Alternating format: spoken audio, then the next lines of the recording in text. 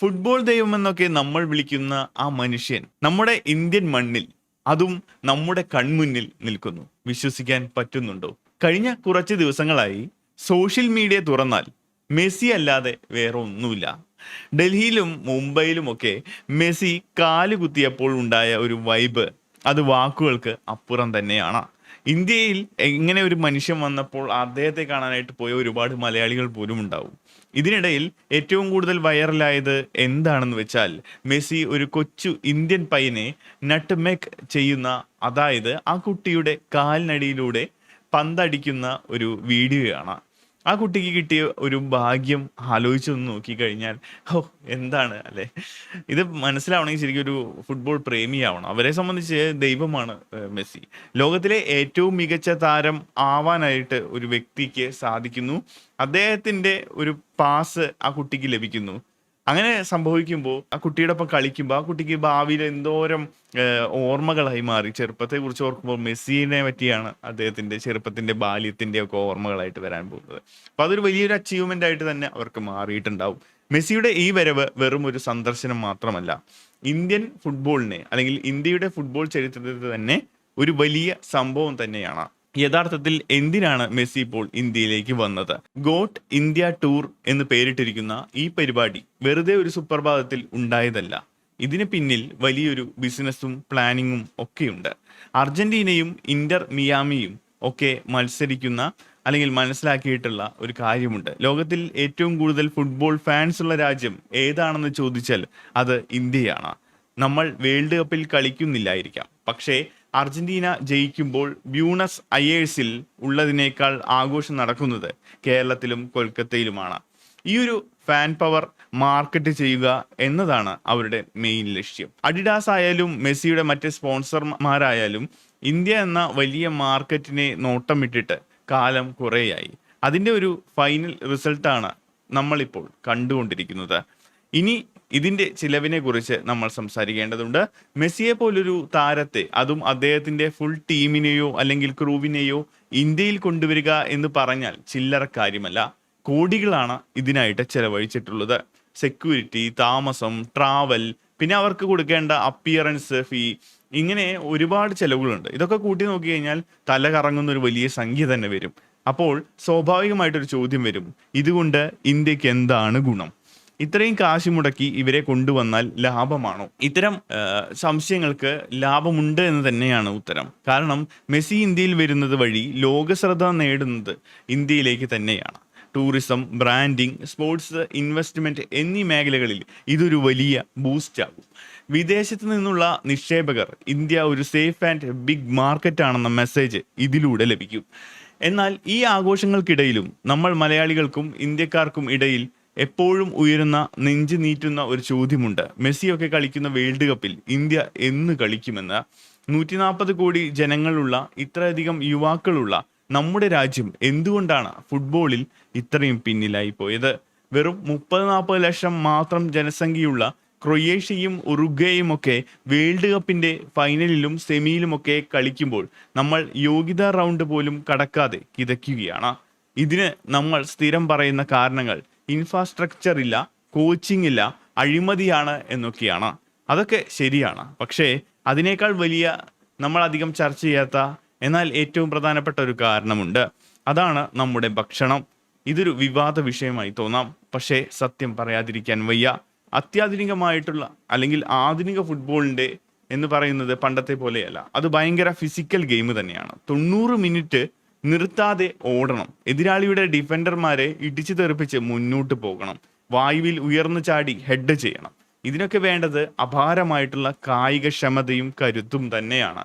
European രാജ്യങ്ങളിലും Latin American രാജ്യങ്ങളിലും ഉള്ള കളിക്കാരുടെ ശരീരപ്രകൃതവും അവരുടെ ആ ബോഡി ലാംഗ്വേജിനനുസരിച്ചുള്ള ശരീരവും ഒക്കെ തന്നെ ശ്രദ്ധിച്ചു നോക്കിയാൽ നമുക്ക് മനസ്സിലാവും അവർക്ക് നല്ല മസിലും കരുത്തും ഒക്കെ ഉണ്ട് എന്നുള്ളത്. ഇതിന്റെ പ്രധാന കാരണം അവരുടെ ഭക്ഷണ രീതി തന്നെയാണ്. പ്രോട്ടീൻ റിച്ച് ആയിട്ടുള്ള ഫുഡാണ് അവർ കഴിക്കുന്നത്. ഇവിടെയാണ് നമ്മൾ ഇന്ത്യക്കാർ അടിതെറ്റുന്നത്. നമ്മുടെ പ്രധാന ഭക്ഷണം എന്താണ്? ചോറ്, ഗോതമ്പ്, കപ്പ, അതായത് കാർബോഹൈഡ്രേറ്റ് ആണ് മെയിൻ സംഭവം. വയർ നിറയ്ക്കാനാണ് ഇത് ഉപയോഗിക്കുന്നത്. അത് നല്ല കാര്യം തന്നെയാണ്, വയർ നിറയ്ക്കാൻ നമുക്ക് സാധിക്കാറുണ്ട്. പക്ഷേ അത്ലറ്റിന് വേണ്ടത് മസിൽ പവറും സ്റ്റാമിനയും ഉണ്ടാകാൻ കാർബോഹൈഡ്രേറ്റ് മാത്രമല്ല, ഹൈ ക്വാളിറ്റി പ്രോട്ടീൻ അത്യാവശ്യമാണ്. അപ്പോൾ ഫുട്ബോളിൽ വമ്പന്മാരായിട്ടുള്ള രാജ്യങ്ങളിലെ കുട്ടികൾക്ക് എന്താണ് കൊടുക്കുന്നത്? ചെറുപ്പം മുതൽ അവർ മാംസാഹാരികളാണ്. ബീഫ്, പോർക്ക് തുടങ്ങിയ റെഡ് മീറ്റുകൾ അവരുടെ ഡയറ്റിലെ പ്രധാന ഘടകമാണ്. ഇതിലടങ്ങിയിരിക്കുന്ന പ്രോട്ടീനും മറ്റ് പോഷകങ്ങളും അവരുടെ മസിൽ ഗ്രോത്തിന് ഭയങ്കരമായിട്ട് സഹായിക്കുന്നുണ്ട്. നമ്മുടെ നാട്ടിൽ പലപ്പോഴും മാംസാഹാരം കഴിക്കുന്നത്, പ്രത്യേകിച്ച് ബീഫും പോർക്കും ഒക്കെ കഴിക്കുന്നത് പലതരത്തിലുള്ള വിശ്വാസങ്ങളുമായിട്ട് ബന്ധപ്പെട്ട് നോക്കിക്കഴിഞ്ഞാൽ അതൊരു പ്രശ്നം തന്നെയാണ്. എന്നാൽ ഒരു സ്പോർട്സ് പേഴ്സണെ സംബന്ധിച്ചിടത്തോളം ഭക്ഷണം എന്നുള്ളത് ഇന്ധനം തന്നെയാണ്. ക്രിസ്ത്യാനോ റൊണാൾഡോയും ഹാലൻഡിന്റെയും ഒക്കെ ഡയറ്റ് എടുത്ത് നോക്കിക്കഴിഞ്ഞാൽ നമുക്ക് മനസ്സിലാവും അവർ എത്രത്തോളം മാംസവും പ്രോട്ടീനും കഴിക്കുന്നുണ്ടെന്ന്. അവരുടെ ശരീരത്തിൽ കൊഴുപ്പിന്റെ അംശം കുറവായിരിക്കും, പക്ഷേ മസിൽ മാസ് നന്നായിട്ടുണ്ടായിരിക്കും. നമ്മുടെ കളിക്കാർ പലപ്പോഴും ടെക്നിക്കലി ബ്രില്യൻ്റ് ആയിരിക്കും, നല്ല സ്കില്ലുണ്ടാവും. പക്ഷേ ഒരു ആഫ്രിക്കൻ ടീമിനെയോ യൂറോപ്യൻ ടീമിനെയോ നേരിടുമ്പോൾ ഫിസിക്കലി നമ്മൾ തോറ്റു പോകുന്ന ഒരു അവസ്ഥയുണ്ട്. 70 മിനിറ്റ് കഴിയുമ്പോൾ നമ്മുടെ പിള്ളേർ തളർന്നു പോകാറുണ്ട്. അങ്ങനെ വലിയ വലിയ പ്രതിസന്ധികൾ നമുക്ക് ഉണ്ടാവാറുണ്ട്. ഇതിന് കാരണം ഈ പോഷകാഹാരങ്ങളുടെ കുറവ് തന്നെയാണ്. ഇന്ത്യയേക്കാൾ വളരെ ചെറിയ രാജ്യമായ നമ്മുടെ ഒരു സംസ്ഥാനത്തിന് അത്ര പോലും വലിപ്പമില്ലാത്ത രാജ്യങ്ങൾ ഫുട്ബോൾ കളിച്ച് നമ്മളെ തോൽപ്പിക്കാറുണ്ട്. എന്തുകൊണ്ടാണെന്നൊന്ന് ചിന്തിച്ചു നോക്കി. സെനഗൻ, ഗാന, നൈജീരിയ തുടങ്ങിയ ആഫ്രിക്കൻ രാജ്യങ്ങൾ ഉദാഹരണം തന്നെയാണ്. അവിടെ സാമ്പത്തികമായിട്ട് നമ്മളെക്കാൾ പിന്നിലായിരിക്കും, ഗ്രൗണ്ടുകൾ മോശമായിരിക്കും, പക്ഷെ അവരുടെ കായിക താരങ്ങൾ കരുത്തരാണ്. അവരുടെ ജീനുകളിൽ ഉള്ള കരുത്തിനൊപ്പം തന്നെ അവർ കഴിക്കുന്ന മാംസാഹാരവും അതിന് വലിയ പങ്ക് വഹിക്കുന്നുണ്ട്. നമ്മളിവിടെ അയ്യോ അത് കഴിക്കരുതേ, ഇത് കഴിക്കരുതേ എന്നൊക്കെ പറയാറുണ്ട്. അങ്ങനെ മാറ്റി നിർത്തുന്ന പല സാധനങ്ങളും നമ്മുടെ ശരീരത്തിന് ശരിക്കും പറഞ്ഞാൽ ആവശ്യമുള്ള ഒന്ന് തന്നെയാണ്. നമ്മുടെ കുട്ടികൾക്ക് ചെറുപ്പം മുതൽ കൃത്യമായ ന്യൂട്രീഷൻ കിട്ടുന്നില്ല എന്നത് യാഥാർത്ഥ്യമാണ്. അപ്പോൾ രാവിലെ പുട്ടും കടലയും, ഉച്ചയ്ക്ക് ചോറും സാമ്പാറും, രാത്രി ചപ്പാത്തിയും കഴിച്ച് വളരുന്ന ഒരു കുട്ടിക്ക് ബീഫ് സ്റ്റിക്കും മുട്ടയും കഴിച്ച് വളരുന്ന ഒരു യൂറോപ്യൻ കുട്ടിയോട് കായികമായിട്ട് മത്സരിക്കാൻ ബുദ്ധിമുട്ട് തന്നെയാണ്. ഇത് പറയുമ്പോൾ പലർക്കും ചിലപ്പോൾ ദേഷ്യം വന്നേക്കാം, പക്ഷേ സയൻസ് നുണ പറയില്ലല്ലോ. മസിൽ ഉണ്ടാകാനും പരിക്ക് പറ്റിയാൽ പെട്ടെന്ന് റിക്കവർ ആകാനും ഗ്രൗണ്ടിൽ സ്ഫോടനാത്മകമായ വേഗത കിട്ടാനും പ്രോട്ടീൻ കൂടിയേ തീരൂ. അത് സസ്യ ഭക്ഷണത്തിന് മാത്രമായിട്ട് ഉപയോഗിച്ച് കഴിഞ്ഞാൽ, അതായത് വെജിറ്റേറിയൻ ഫുഡ് മാത്രമായിട്ട് കഴിച്ചു കഴിഞ്ഞാൽ ശരീരത്തിന് ആവശ്യത്തിന് പ്രോട്ടീനും മറ്റ് ഘടകങ്ങളൊന്നും കിട്ടില്ല. അപ്പോൾ അതുകൊണ്ട് തന്നെ ശരീരത്തിന് നല്ലത് എപ്പോഴും പ്രോട്ടീൻ റിച്ച് ആയിട്ടുള്ള ഫുഡുകളാണ്. മെസ്സി ഇന്ത്യയിൽ വന്നപ്പോൾ അദ്ദേഹത്തിൻ്റെ ഫിറ്റ്നസ് നമ്മൾ കണ്ടതാണ്. ഈ പ്രായത്തിലും അദ്ദേഹം ഗ്രൗണ്ടിൽ കാണിക്കുന്ന മാജിക്, ആ ശരീരത്തിൻ്റെ ഫ്ലെക്സിബിലിറ്റി, കൂടാതെ ഇതിൻ്റെ ആ ഒരു ഫീലിന് അദ്ദേഹത്തിന് ആ സ്റ്റാമിന കൃത്യമായിട്ട് ഇപ്പോഴും ഉണ്ടാവുന്നത് അദ്ദേഹത്തിൻ്റെ വ്യായാമത്തിനൊപ്പം തന്നെ ഭക്ഷണക്രമവും കൂടിയാണ്. നമ്മൾ വേൾഡ് കപ്പ് സ്വപ്നം കാണുന്നുണ്ടെങ്കിൽ ആദ്യം മാറ്റേണ്ടത് നമ്മുടെ തീന്മേശയിലെ ശീലങ്ങളാണ്. സ്പോർട്സ് ഹോസ്റ്റലുകളിലും അക്കാദമികളിലും കുട്ടികൾക്ക് ആവശ്യത്തിന് പ്രോട്ടീൻ റിച്ച് ആയിട്ടുള്ള മാംസാഹാരങ്ങളും ബീഫായാലും പോർക്കായാലും ചിക്കനായാലും കൊടുക്കാനുള്ള സാഹചര്യം ഉണ്ടാവണം. അവിടെ ജാതിയോ മതമോ നോക്കാൻ നിന്നാൽ നമ്മൾ ഗാലറിയിൽ നിന്ന് കളി കാണാനേ യോഗ്യതയുണ്ടാവുള്ളൂ. ഇപ്പോൾ നടക്കുന്ന ഈ ഗോട്ട് ടൂർ നമുക്കൊരു പാഠമാണ്. മെസ്സിയെ കാണാൻ തടിച്ചുകൂടിയ ആ ലക്ഷക്കണക്കിന് ആളുകൾ അവർ കാണണം. ഇനി അവരിൽ നിന്ന് കുറച്ച് പേരൊക്കെ മെസ്സിയെ പോലെ ആവണം. ആ ആവേശം നമ്മുടെ ഫുട്ബോളിന് എത്തിക്കണം. അങ്ങനെ ഇന്ത്യൻ ടീം മികച്ച രീതിയിലേക്ക് ഉയരണം. പക്ഷേ ആ ആവേശം കളിക്കളത്തിൽ റിസൾട്ടായി മാറണമെങ്കിൽ നമ്മുടെ അടിസ്ഥാനപരമായ കാര്യങ്ങൾ മാറുക തന്നെ വേണം.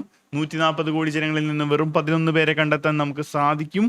അതിലൂടെ നമുക്ക് മുന്നോട്ട് പോകാൻ പറ്റും. അപ്പോൾ അതിൽ ജീനിൻ്റെ മാത്രം പ്രശ്നമല്ല, ഞാൻ പറഞ്ഞ പോലെ ആഹാരത്തിൻ്റെയും ഒരു പ്രാധാന്യമുണ്ട്. അപ്പോൾ ഭക്ഷണത്തിൻ്റെ ആ വലിയ പങ്ക് അത് നമ്മൾ കൃത്യമായിട്ട് റെഡിയാക്കേണ്ടതുണ്ട്. അപ്പോൾ അയൽ രാജ്യങ്ങളായിട്ടുള്ള ജപ്പാനും ചൈനയും ഒക്കെ ഒളിമ്പിക്സ് ഫുട്ബോളിൽ മുന്നേറുന്നതൊക്കെ നമ്മൾ ശ്രദ്ധിച്ചിട്ടുണ്ടാവും. പണ്ട് അവർ കായികമായിട്ട് പിന്നിൽ തന്നെയായിരുന്നു.